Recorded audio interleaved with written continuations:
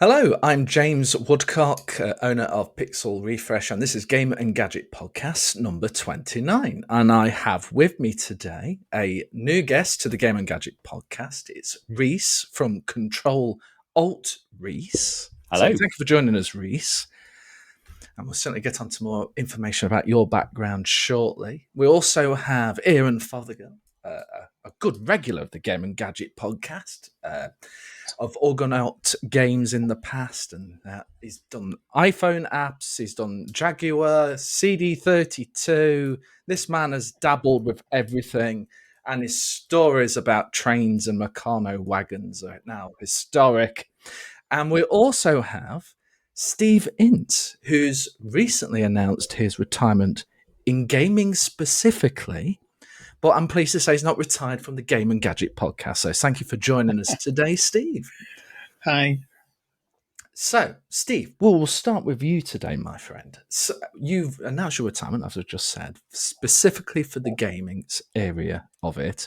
So that means you're still going to be busy working on other things, which you can tell us about in a moment. But why now, as the man who's been involved with Beneath a Steel Sky and Broken Sword and all these the wonderful, The Witcher, for goodness sake, The Witcher, and now he's just announced his retirement with his first article on Pixel Refresh covering some of that. Tell me about that, Steve. Where did that come about? Basically, sort of. It's not that I hate working in games all of a sudden. Sort of. I've had a very good career. Written a lot of different things for different games, and it's been a lot of fun. In the main, I mean, there have been some things I'd rather forget, but sort of they have been few and far between. And we'll have to talk about those in a minute. Then, okay, yes, carry on. Well, it was just sort of the fact that I've just got so many of my own ideas that I want to concentrate on, basically.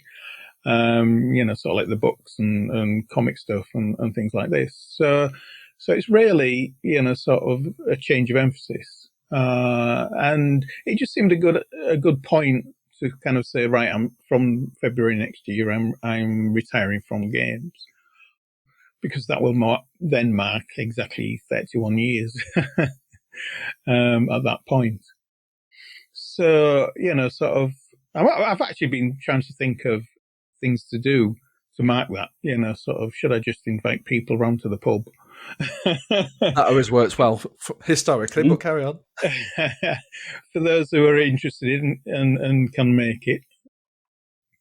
But I did wonder, whether February was a good idea to do that, time to do that. So we'll see. But, I mean, if someone offered me a lot of money to work on a game, I might not turn it down. Oh, here we go. It's semi-retirement. Just waiting for the right offer. I mean, one of the things about working in games was the fact that, I didn't seem to play as many games as I used to do, because there were just so many deadlines and things like this.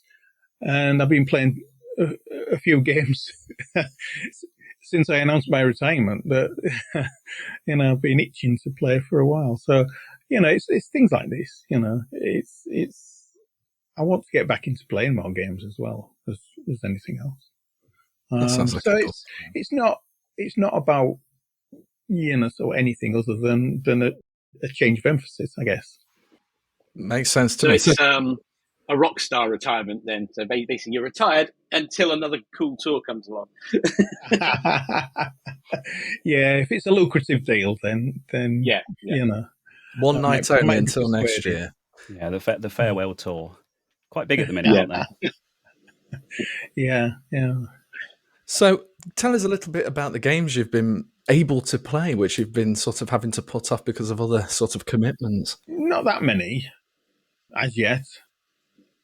I actually got round to Monument Valley 2, which is, I wanted to play this for so long, and just, and it's just such a beautiful game. Sort of, some of the puzzles seem a bit simpler than the first one. But having said that, thoroughly enjoying it. And then there's another one I downloaded, which I've forgotten the name of, which is an adventure type game. And I want to get back into playing more adventures because there are still a lot of them coming out, surprisingly. Mm. And sort of I just feel as though I've been neglecting them. When you look at the stuff that Dave Gilbert has been putting out, and some of the recent ones I haven't got around to playing yet, and things like this. Sort of. And what was it? There was a game I wanted to revisit that I never finished. Oh, that was it. It was Yorkshire Gubbins. Yorkshire Gubbins.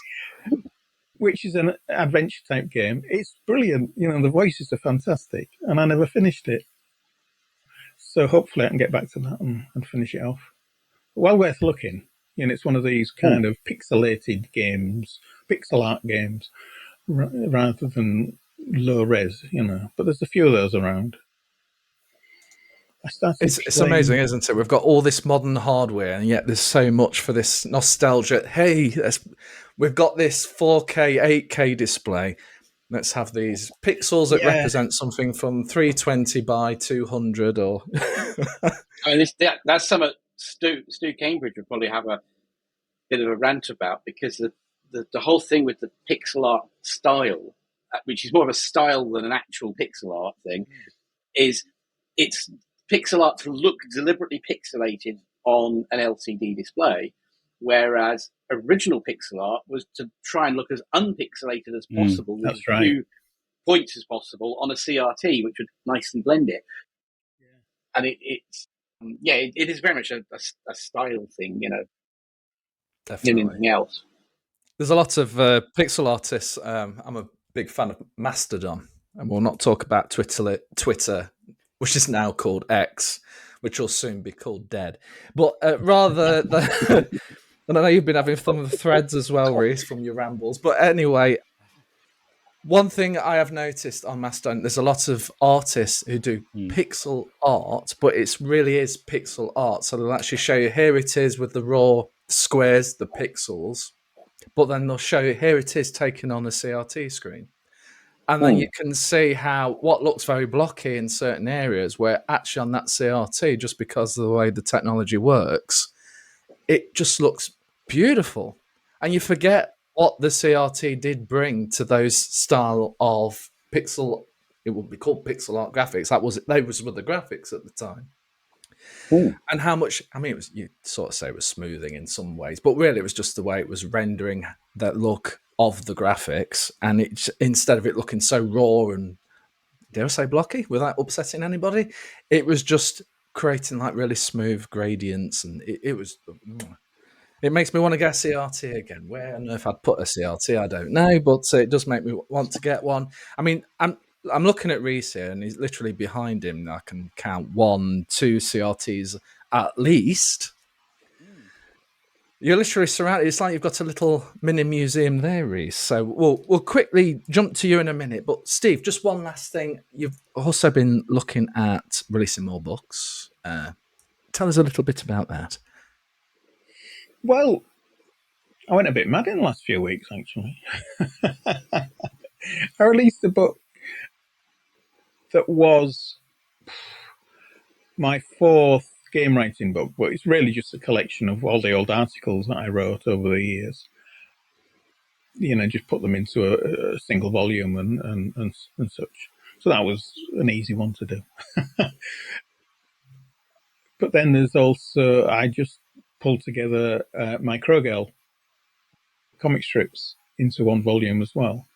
I don't know whether I'll be continuing with Crowgirl as a comic, or whether I'll move into illustrating books on that side. It might be a little easier to do that way.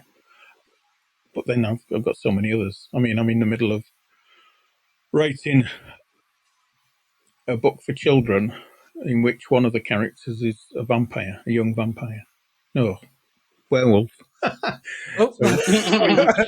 twist. Important to make the distinction. Yeah, that's a spoiler, surely. Yeah, the vampire idea is a sequel. Yeah. Sorry, I was getting my ideas confused there. That's going to be a bite-sized very volume, no typical me doubt. at the moment. Just so many ideas.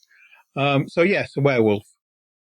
So it's all about, kind of, he has to go to school and make friends, and he's convinced that nobody wants to be his friend and such. So it's very Sounds much like a a happy kind of, tale. children's friendship related story, but there's a lot of twists and turns and stuff like this. So. You have been writing for different age ranges, though, haven't you? Because you've had your comic strips, which can be verging on more adult, shall we say. Not X-rated, adult, let's get this clear. And then we've got sort of the more child-friendly, child-focused material. I'm trying to think, we had 2 characters before, which you did. And I think your wife did like a narration to it, where you did like a little demo video. Oh, the Star Sweet and Honey Heart. That's the one. Yeah. So you've certainly been dabbling. Yeah, I want to do something more with that, soon as well. I need to be able to sort of like survive on 0 hours sleep, but I don't suppose that'll happen. As someone who's had a bit of 0 hours sleep recently, I wouldn't recommend it to anybody. No, I wouldn't either. No. I used to hate those, kind of like when you kind of get to crunch period on a game, and they go, "Oh yeah, we'll work all night." Nope. I'm going home. I'll stay until 11, but I'm going to catch the last bus home. And it's just, it's crackers, because you don't end up winning. People stay, sort of working all night. Well, then they've got to go to bed at some point, and so the next day nobody's in. It's or you go home. Like we Argonaut at one point on projects, we'd get to the point where we knew the exact time where if you go home now, you'll get home just to the point where you've got to come back in for work the next day, because there were sticklers about people turning up on time, even if you'd done a late night. Oy.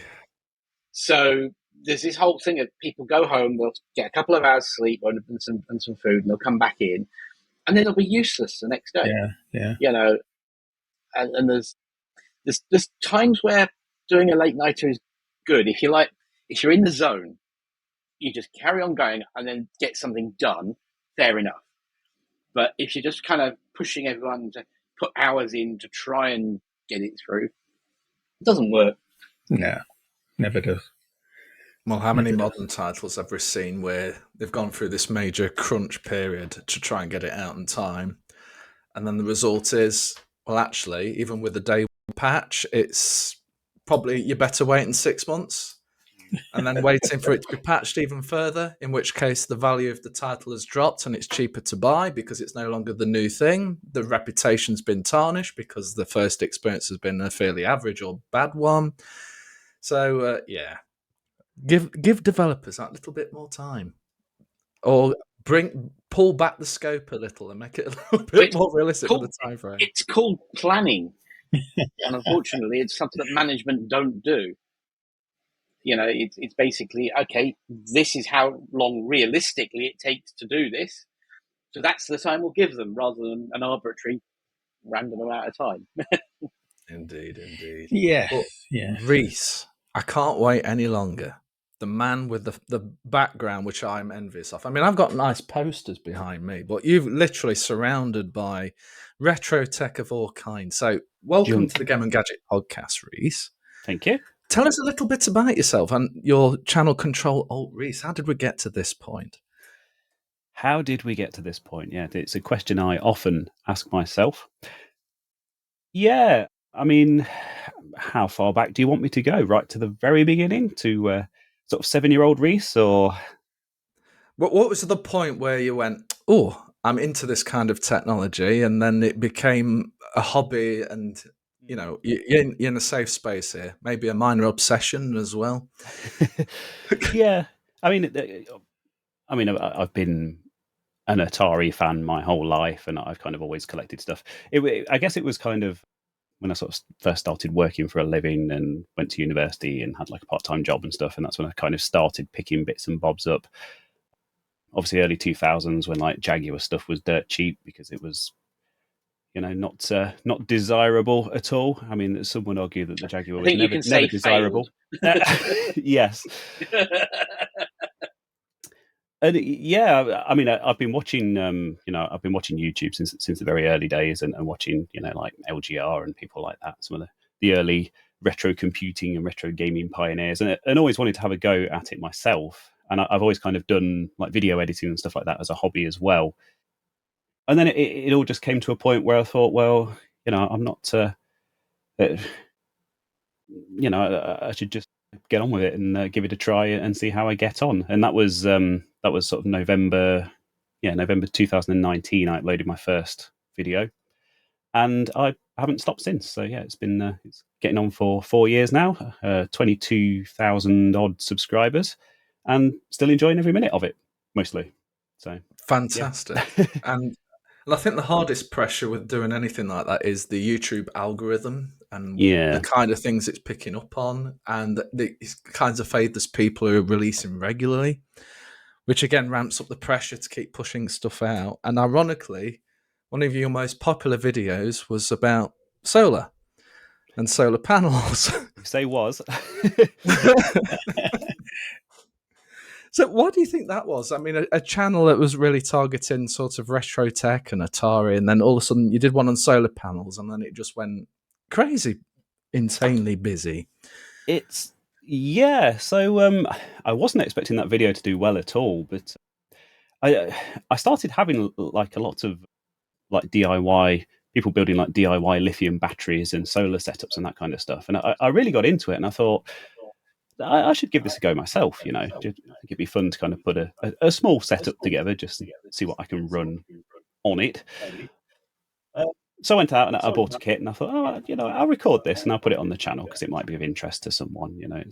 I still am essentially using it to power everything on the channel, and uploaded the video. Didn't really think much of it, and I think it was the day after I uploaded it, the energy price cap went up on gas and electricity in the UK. The government announced, and it went up a lot.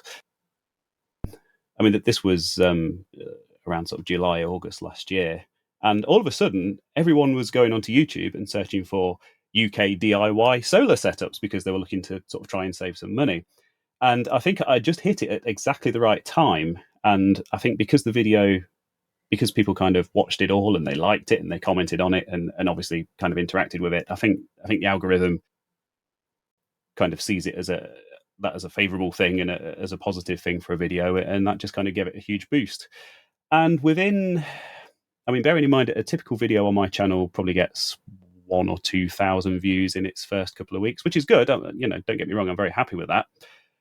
This one, I think within sort of 3 weeks to a month, had got I think about 800,000 views. So yeah, getting on for 1 million in the end, which was absolute madness. And I was getting hundreds of comments on this video every day, and obviously a lot of people telling me that I was doing stuff wrong, and a lot of people saying, "Oh, it's this whole setup thing, it's a massive waste of money. It's not gonna save you any money on your energy bills, and why are you doing it this way?" And I was just like, well, it was just a little project that I put together and thought I'd share with my viewers because I thought they'd find it interesting. And yeah, it was just absolutely crazy, just the whole thing.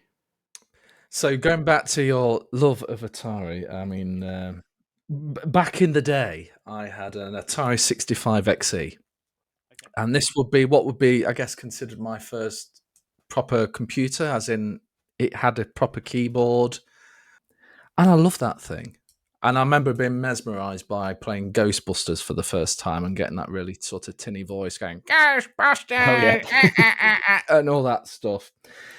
And then there was a game called, I think it was Leaper, where it's and you jump through little gaps and you have to work your way to the top. And it was just like, wow, it actually sounds good. Gone are the days where it's beep, beep, beep, beep, and all that stuff. It was actually, there was some music, the graphics were decent. It was a nice computer. But then, later on in years, I got a second-hand Commodore 64. But after that, now this is where it went completely diverged off into a completely different world. When people like Reese were buying their Atari STs, when there were other people buying their Amigas, and there was this whole competition between these two sections of fans.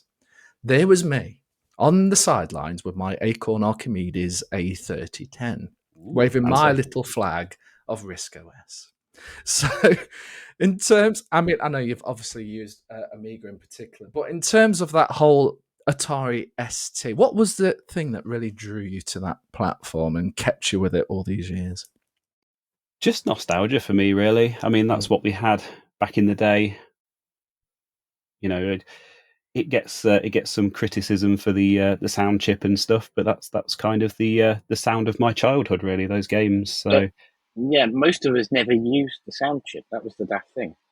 The reason we bought an ST originally was for the MIDI side of it and for using professional sound gear with it. And the fact that I could write games on it just happened to be another thing. So, and the sound chip wasn't bad because it was basically the same as it's this Yamaha sound chip that we'd actually been using on the Apple II. That I can't remember what it's called now, but the card. But there was actually a lot of stuff done for it because it was essentially an FM chip. So again, if you were a synth guy and worked with the DX7s and stuff and knew how FM worked, there's a lot of stuff you could do that it wasn't next gen like some stuff like for instance the Amiga did, but it was still a competent chip that you could do stuff with. Because I mean, obviously on the MIDI side of things, people say, "Oh, well, why wouldn't you just get an Amiga and use like a serial MIDI interface?" But obviously, because they were rubbish. Well, the ST, not only was it the timing a lot better, and it was all built in, and it had Cubase, which the Amiga didn't have. It was also much cheaper. So back in the day, it made perfect sense. But we never really did much on the. Obviously, I mean, I was just a kid at the time. I think I was like 7 or 8 when we got our ST, but I think the salesman in the shop basically said that the ST is the more kind of professional, the more business focused one. So if you want it so your kids can do their homework on it, you're better off with the ST because the Amiga is all about games and all they'll be doing is playing games all the time. So, and then we got the ST, and of course, inevitably, just ended up playing games on it all the time, as you do. As you do, indeed. And what were some of those key titles that were magical to you? I don't know. Some of the stuff from my childhood. I actually, I'm sat here looking at the STE Discovery Extra Pack box, which I've got framed on the wall. One of my viewers very kindly sent me an original one, and I actually framed it and stuck it on the wall. And the games that came with that. I mean, you had SimCity, 9 Lives, which is quite a good platformer, and Escape from the Planet of the Robot Monsters, which was one of my favourite games. It was a really, really good port of the arcade That was game. a good one, yeah. And Final Fight as well, which was that was also a really good port of an excellent arcade game. So yeah, lots of it came with some really excellent games out of the box, and then kind of moved on to Rick Dangerous and kind of all of the classic stuff back in the day, Lemmings and all that kind of stuff. So how much homework did you actually do on it? I mean,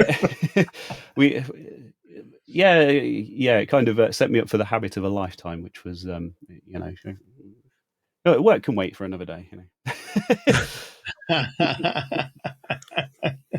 I guess I was quite lucky there because I guess I got it under exactly the same proviso. Oh, it's for homework. It's going to be fantastic for homework. And I think that the reason I fell in love with it was just in the catalogue. Before you had the internet, you had your Little Woods or your Grattan or your Freeman's catalogue, and you'd be flicking through. And as a teenager, you'd be looking at, I was into technology then, and I was going, oh, look at this. This looks amazing.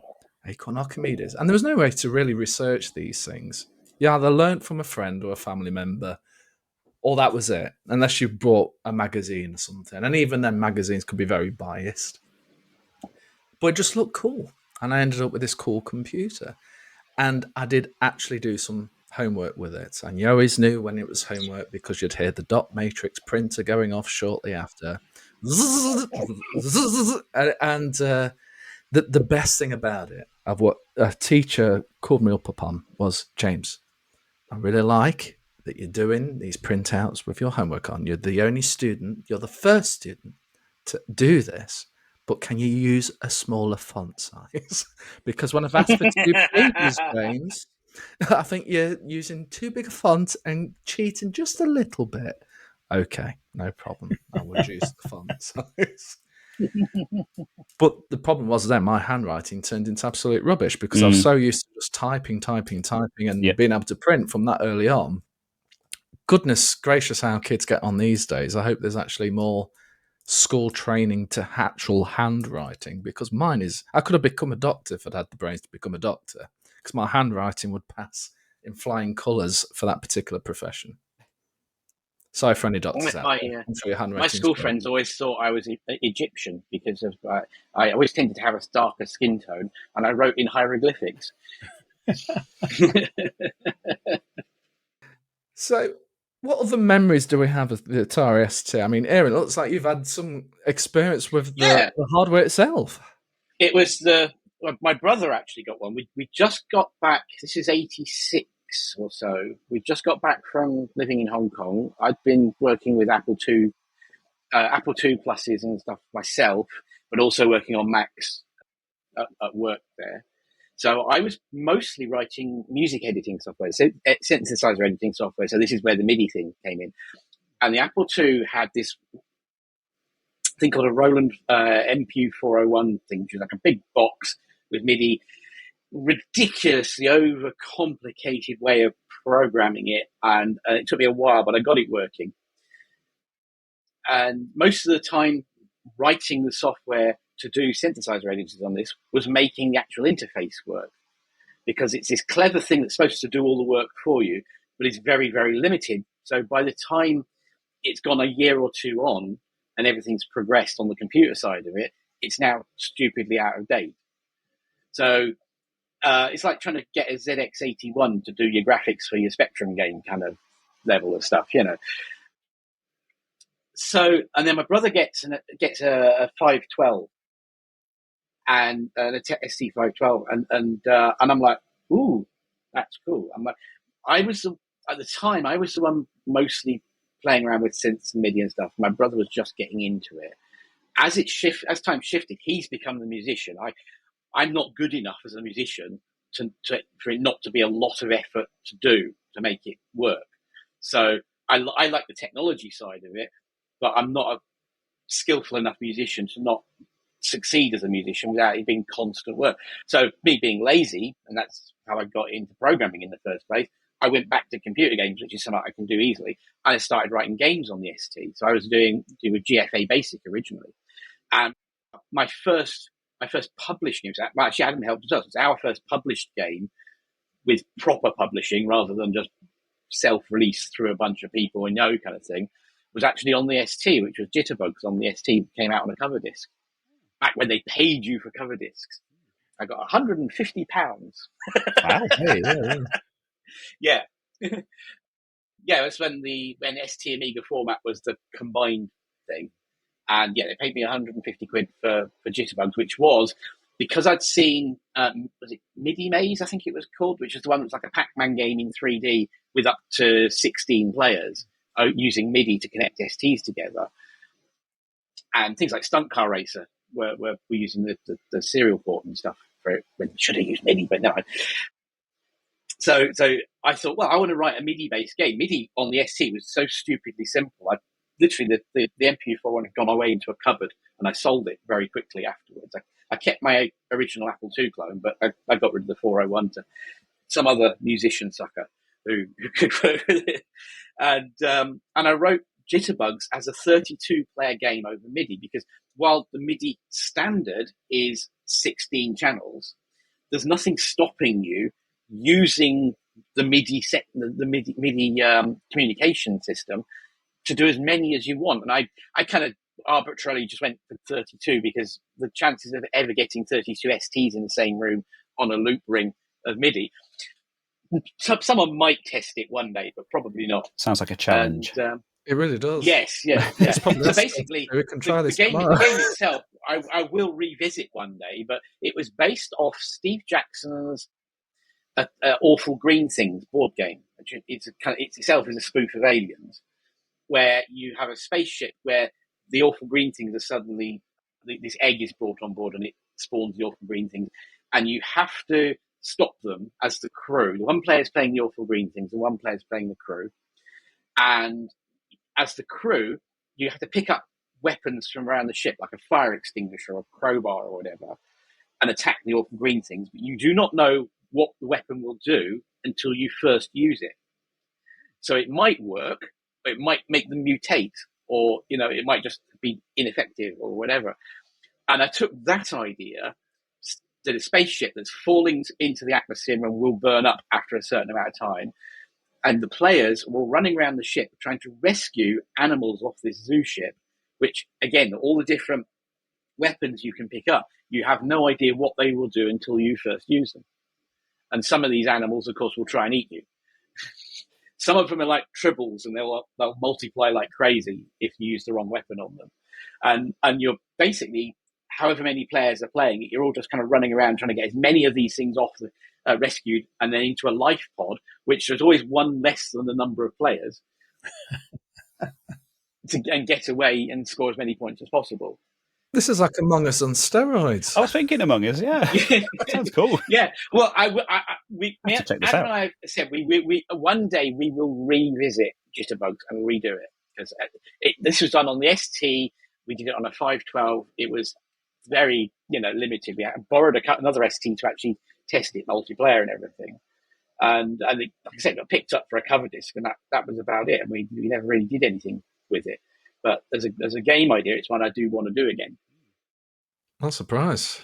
Looks like you've got two already interested. I'm sure I'll look out for an Atari 512 and see what I can get. I think I might do it on a current machine. Oh, I was just trying to think how many Atari STs I've actually got. I don't think I've quite got 32 of them, but maybe around 5 or 6, maybe. The fact you have to think about it and count, though, yeah, still shows there's not a few. Just thinking how many I can see from here, and how many more there might be in the loft and in the garage and elsewhere. Oh, my word. Well, if you've got any second-hand Atari STs, I may be knocking at your door and seeing if we can do a deal. But yeah, I'm going to make a confession now.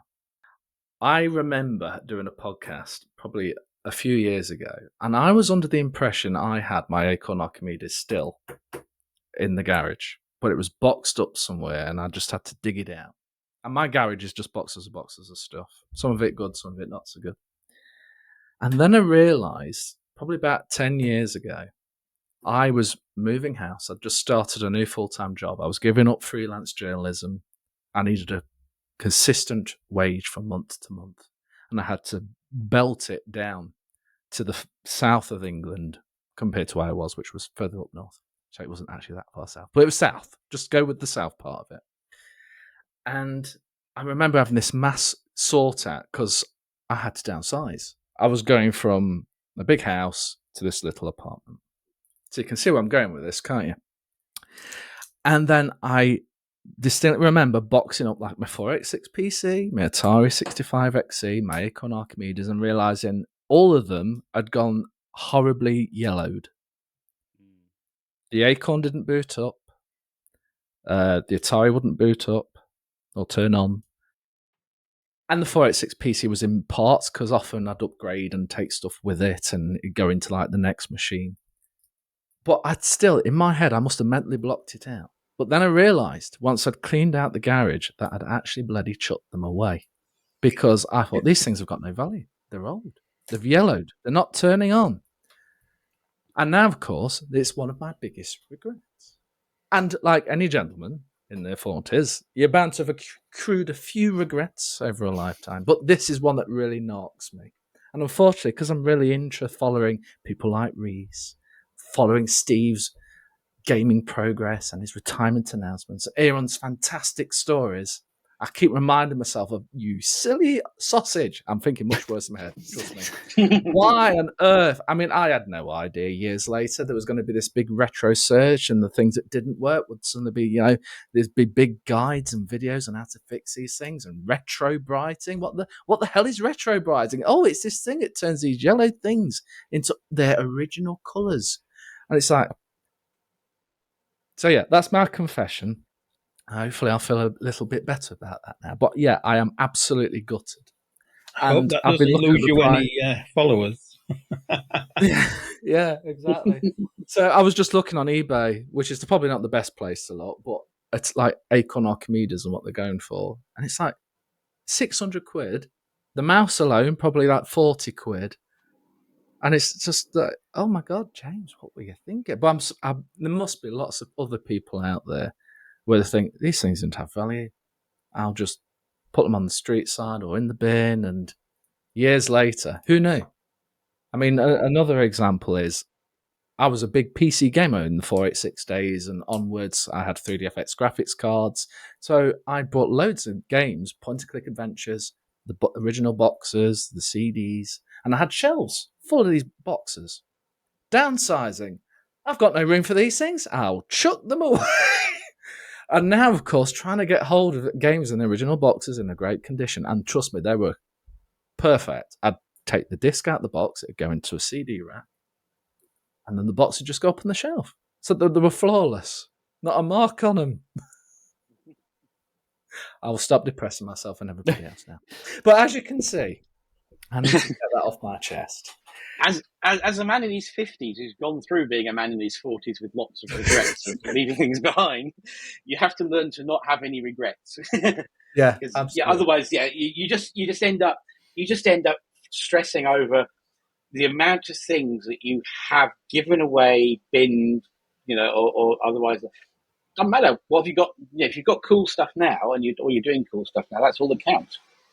Well, I mean, thankfully, I've got myself a nice little retro collection. I've got my Mega Drive, my SNES, my NES, which is the most yellowed NES you've probably seen in your entire life. So that seems like a good retro brighting temptation at some point. I've got my Sega Saturn, the original model, is it Zero, which runs great except for the power supply that died in spectacular fashion with a puff of smoke coming out the side of it. But I replaced that with a modern alternative, and that's fine now. Dreamcast, which is like this wonderful Sega last stand of we're going to do consoles, and they finished on a high, even if it didn't sell that amazingly well. So I've still got my nice collection.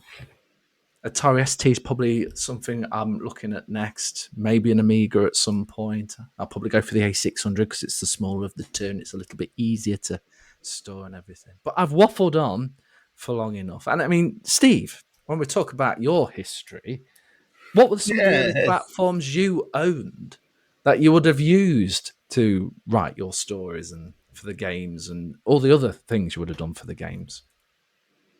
Well, I never owned an Atari ST or an Amiga. Did I have a Commodore 64? I bet you didn't have an Acorn Archimedes. No. It's funny, actually. I got a Commodore 64. This was, a long time before I joined the games industry. And I started playing around with, animating some graphics and stuff like this back then. Because one of the things that struck me was that nobody was properly animating any graphics on in games. Well, that was until, sort of one of my favourite games came out, and that was the Staff of Karnath, which was brilliantly done. And that had some really cool animated sprites for the time. So I tried to do a lot of that, and I tried to, sort of write some games, but I could never get into the machine code, so, I couldn't get BASIC to do what I wanted. So that kind of got pushed to one side. And so kind of like things went by the by until, I sort of like, I got made redundant from a job, and I thought, I've got to do something creative. I can't do, a job I hate again. So I started, sort of talking to people, and someone I knew that Charles wanted to, somebody, at Revolution. So I applied and got the job, which was good. And my first computer I used when I was at Revolution was a 286 PC. And there were only a limited number of seats in the company connected to the network, the internal network, because, you couldn't have, sort of like any number then. you had to have 5 or 10 or something like this. And we only had 5 people connected. So I had to do my work on, save it onto a floppy disk and pass it to somebody else to put onto the network and then get it into the game, you see. So it was crazy. And I remember when we got a computer with 4 meg of RAM, and that was a big day.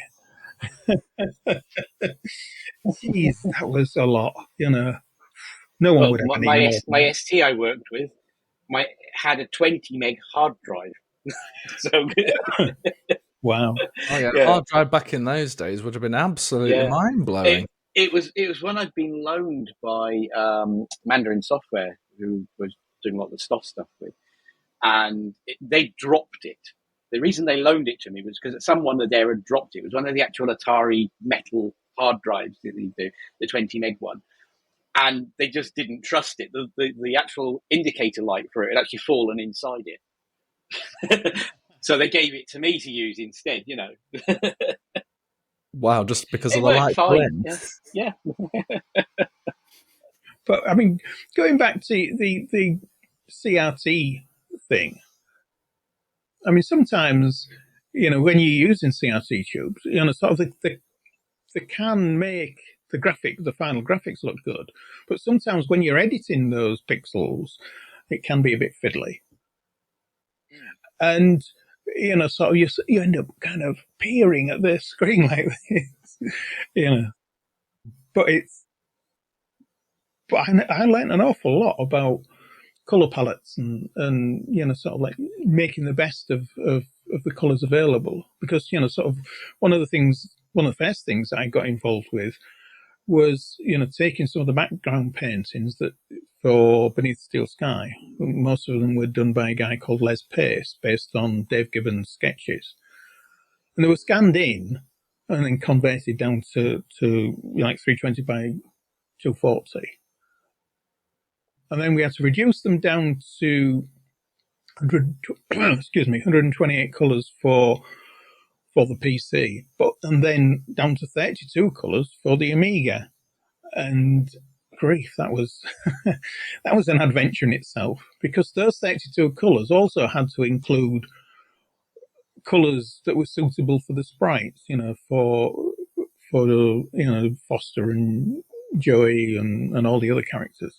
So, each room had its own slight variations on those palettes for the sprites, things. And it was a lot of work, but it was a skill that I'll probably never ever use again now.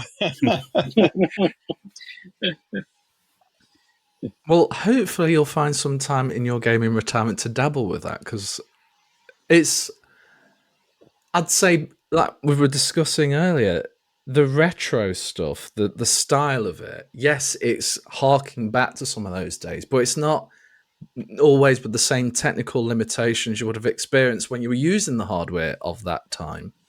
So the number of colours isn't always factored in necessarily. The number of pixels, how you would spread them around, all these other factors. To see how the technical limitations inspired, at the time, I guess you would have thought, wow, the resolution, the things I could do. So even though you were downscaling from 128 colours to 32, that 128 colours would have been, wow. I guess the hardest bit would have been you would have seen the original drawing without the limitation. Then you were scanning that in and then reducing and then reducing again. And maybe there was a part of your soul that sank a little, thinking, oh, if only I could have that original one in the game, how amazing this would look. Yes, and I think that one of the things that we tried to do was actively, move away from the pixelization, as Aaron mentioned earlier. You were trying to create as much, anti-aliasing as you could without it looking blurry, so you were trying to put this in. And obviously the sprites couldn't have that anti-aliased edge, so they were all, the edges of the sprites themselves were always blocky. And I don't know, there were a lot of background sprites where we looked for ways to blend them in a lot more, so they didn't stand out as oh yeah, that's something I've got to interact with. So there was a lot of skill and a lot of thought that went into these things. I mean, one of the animators at Revolution, when he was working on Beneath the Steel Sky, he did some amazing things. I mean, if you remember, there was Dr. Beck's surgery, and there was a guy laid on the bed with his stomach opened up, sort of. But one of the best things about him was the way he blinked, and he only had, a pixel for each eye, but you really felt as though he was blinking, and that was just done with color change on those dots, on those single pixels, sort of, and it was just so cleverly done, and you learn so much, working with people who've gone through that hard work of figuring out how to, maximize those single pixels. It's funny, isn't it? Because obviously the game you know very well, Broken Sword, that was later released on the Nintendo Wii. And you'd be there with your Wii remote and you'd be, I guess, doing your pointer to try and get it where you wanted to go. There were some Wii-specific puzzles in which didn't work too particularly well because you couldn't get the accuracy with the Wii controller half the time. And it certainly wasn't a Motion Plus compatible title. But one of the things it did add was you'd have the little character posters in the corner, and they'd represent the characters talking, where in previous versions of Broken Sword, shall we say the original Broken Sword on the PC, you'd literally see the little sprite heads moving, and that you'd be imagining more of the little sprite heads moving. And I actually found those bigger posters far more distracting and taking me out of the game than just those little few pixels of George Stobart talking to Nico. And that's a weird thing, isn't it? Because you think the bigger, the higher resolution graphic in the corner would then bring you into that character. But it kind of took me out of, I can actually still see that full-size character on the screen with the surroundings, but that corner poster just felt detached from that. I don't know how you feel about that, Steve. Well, no, I can perfectly understand that. And I think that, sort of you go back to the original game and it's still the best version of Broken Sword. I mean, I did a bit of work on the director's cut, but I disliked the way that it started with Nico, with Nico's story. And then suddenly it was like she was pushed to one side and it was suddenly George's story. I mean, there was some good puzzles in that new stuff, but it just felt wrong. It just felt as though the balance of the whole opening part of the game had changed, and it didn't improve it. And you expect a director's cut to improve it, and I don't think it did. But going back to the portraits, I mean, we created portraits for the GBA version because sort of the sprites on screen were just so small. So we created these portraits, and that then got carried over into other versions. So when they created the version for mobile phones and things like this, and then obviously director's cuts and so on, it just stuck. And yeah, a lot of the time I don't think it was necessary. Sort of it. Particularly when you look at the original version and the original characters. A lot of work went into animating those talking, and what happened, there was something reasonably clever. The heads would move in a random fashion, the mouths and stuff. And this was created as a fairly long sequence of random. So it could go on for ages. But then if the volume of the talking actually dropped below a certain level, it would stop and restart. And when we did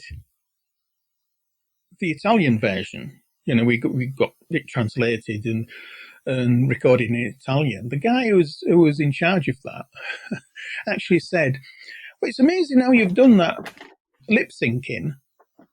And I'm looking and thinking, well, we didn't do any lip syncing. Well, it works really well in Italian, and it was just the way this random stop-start aspect just fitted in with with seemingly like, lip syncing or pseudo lip syncing. and this Italian director, just was convinced that it was some sort of lip syncing. So yeah, sort of what seems to be quite a simple thing ends up being quite cool. And so yeah, sort of you got these characters animated while they were talking, but those little portraits didn't, did they? And that was, you feel as though, well, unless you're going to animate them, why put them there? I think even worse, unfortunately, for the Wii version, the portraits were there, okay, fine, but then the actual character they weren't moving.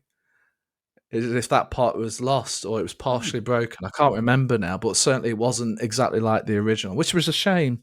And I guess anyone who hadn't played the original wouldn't know. This was broken sword to them. But of course, I'd played the original a lot, and I had the Wii version because I thought I want to see what it's like with the Wii remotes. And it was it's tough, isn't it, for people when we've experienced it the first time round.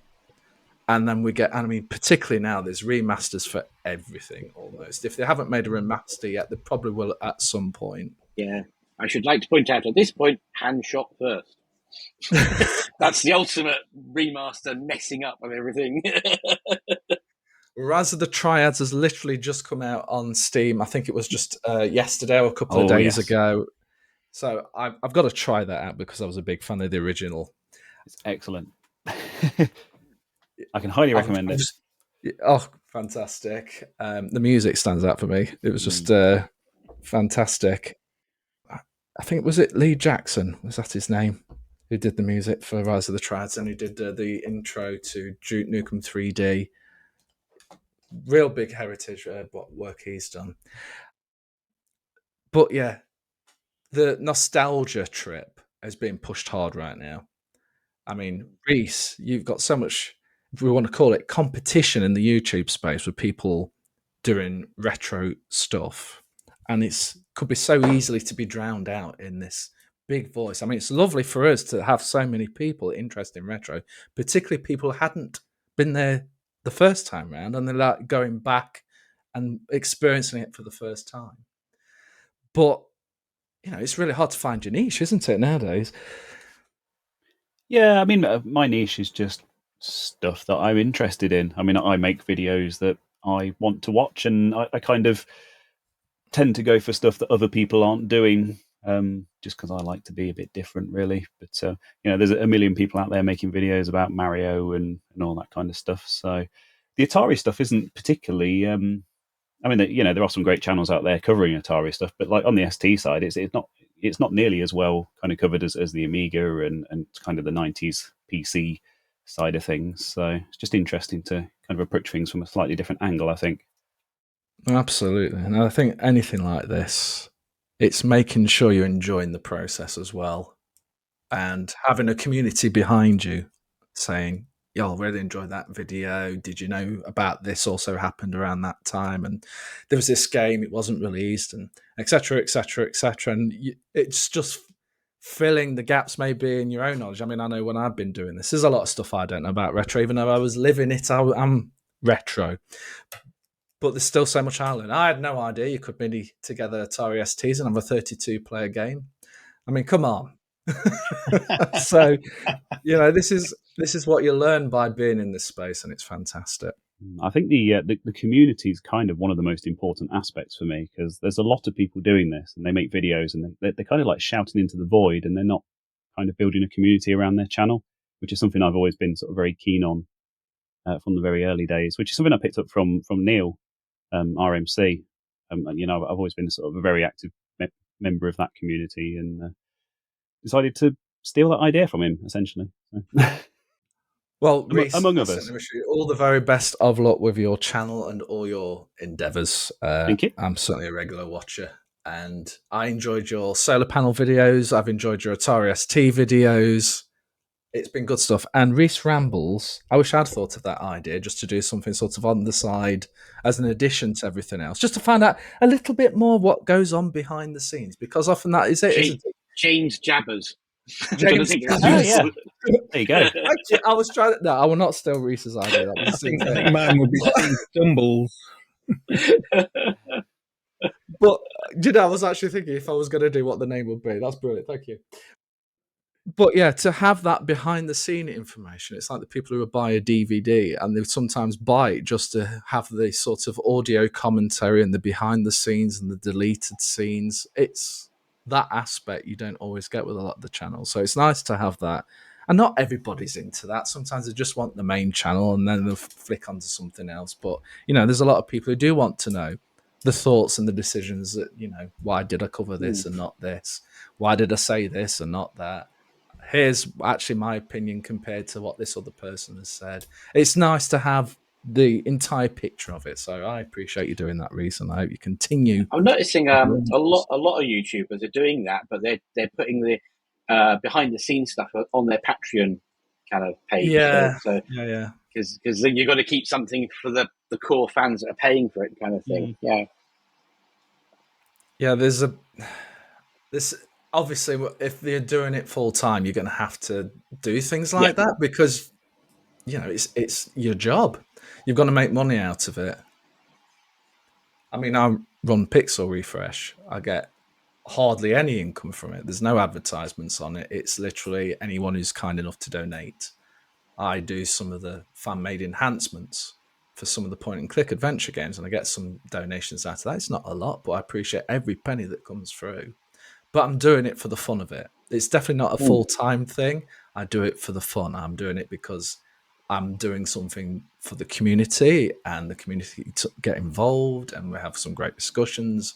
I get to meet people like Reese and yourselves and you're expanding your reach and just learning new things all the time. And that is in itself the reason I do it. I'm learning all the time and meeting new interesting people where I'm finding all this wonderful stuff out.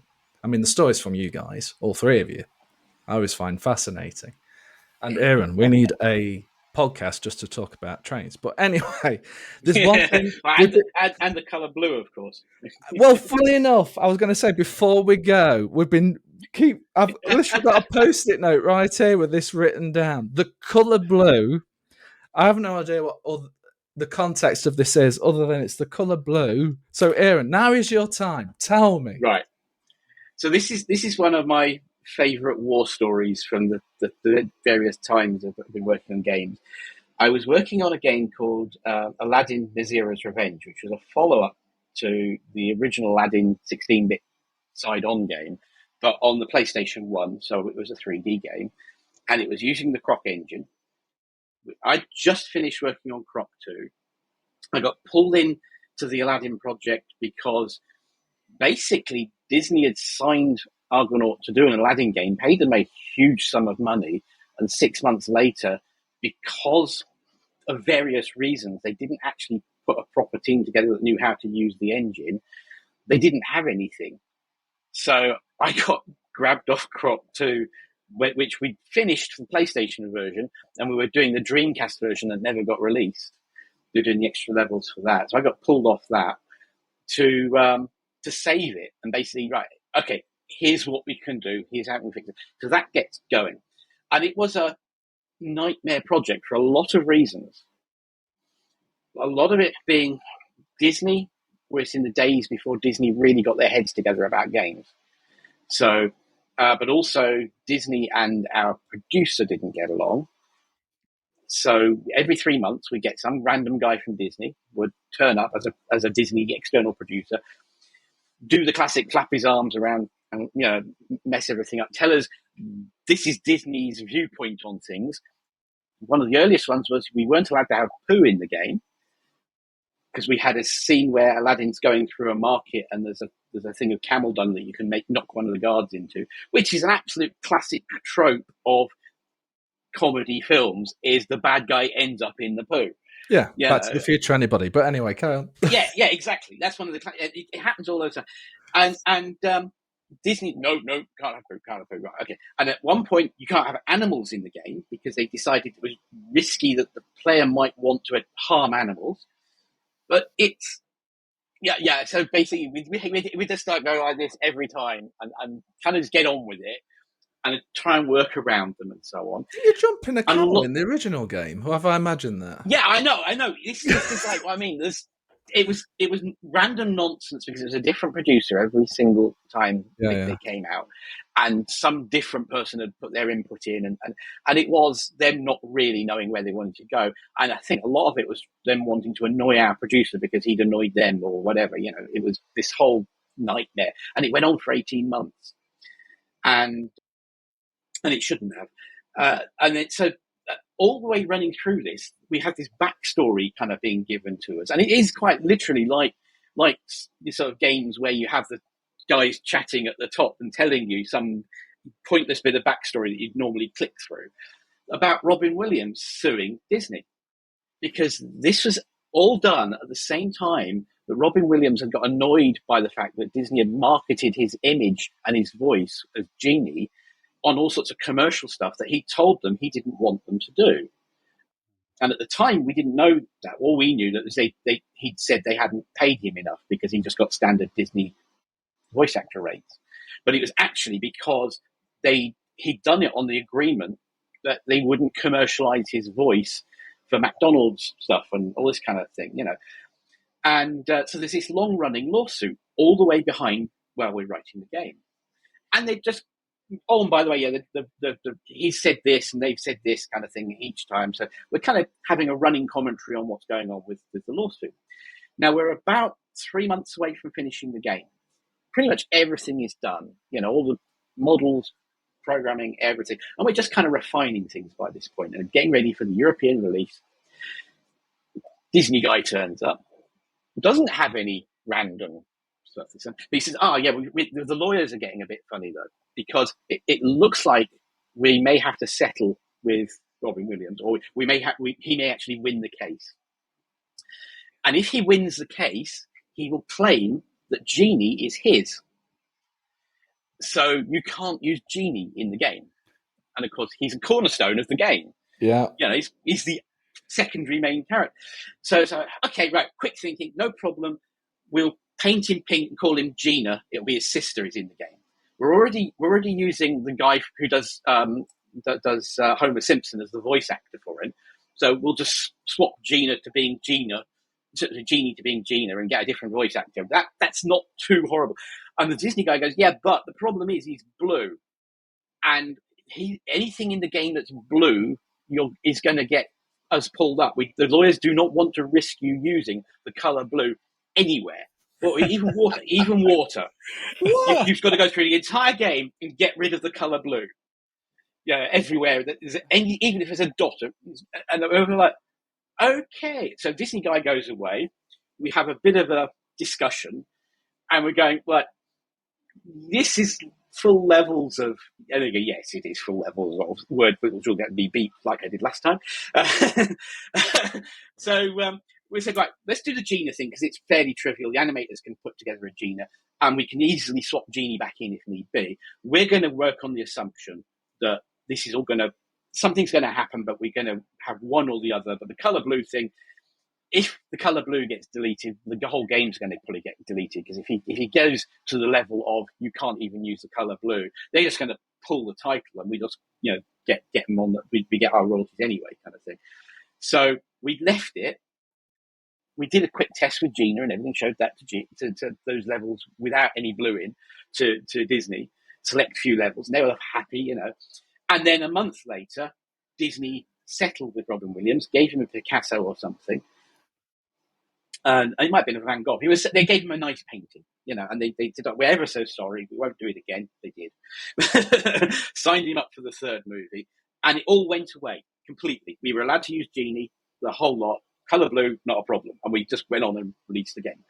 And then we did the European release of the game, which is great. Lots of tricky puzzles, lots of fun. And then they said, American kids aren't really clever enough to do puzzles, we've decided.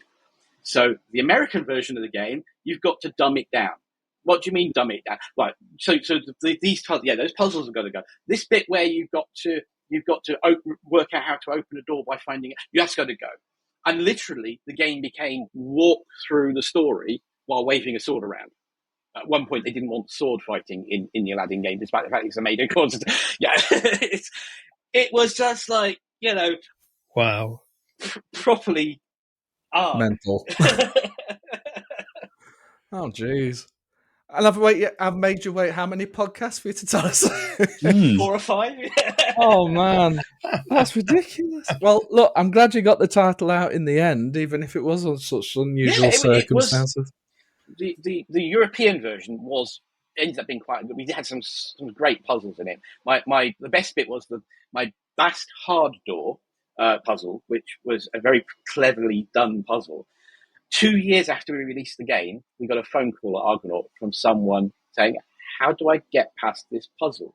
And how did you get through to it?" Well, I phoned Disney, and Disney didn't know, and they worked out you guys had done it, so they gave us your phone number. Oh, wow. And he's been playing the game, and he's spent 2 months trying to get past this particular puzzle. Oh, no. And I said, you're not going to like this. You're in a pyramid. You're walking up to a door in front of you, and behind the door is massive amounts of treasure. And you're like, oh, good. So you walk up to the door comes down. So you walk back, door goes up. So you walk slowly towards the door, it comes down slowly. And you go back, it goes up. So you run tippy-toe towards the door, and it doesn't come down. It's like, nearly at the back. And you basically keep trying this for ages and ages and ages. And because you're so focused on trying to get past this door, you don't notice the brightly lit secret door to your left. The absolutely obvious that you've found so many secret doors by this point, and this is an obvious, like literally light shining on it, secret door that will take you straight round to the treasure. This whole door in front of you with a picture of the cat goddess Bast on it, and it's quite a hard door. It is basically there to distract you from the way round. So I'm going to end the podcast then by saying nearly as bad as the goat puzzle from Broken Sword. And thank you very much, Aaron Fothergill, Steve Ince, and Reese from ctrl-alt-rees. And that's another Game and Gadget podcast. See you next time, folks. Thank you. Bye. Thank you. Bye.